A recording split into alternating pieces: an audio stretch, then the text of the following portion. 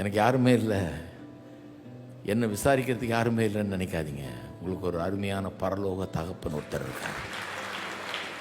இந்த பூலோக தகப்பன்மார் கூட விசாரிச்சுட்டு அவங்களால சில நேரத்தில் ஒன்றும் செய்ய முடியாது, ஏன்னா அவங்கள்ட்ட கொஞ்சம் தான் இருக்குது. இந்த பரலோக தகப்பன் எல்லாத்தையும் உடையவர். அவர் ஏராளம் தாராளமை தரக்கூடியவர், தர மனதும் உள்ளவர், இரக்கமுள்ளவர், அன்புள்ளவர், நல்லவர்.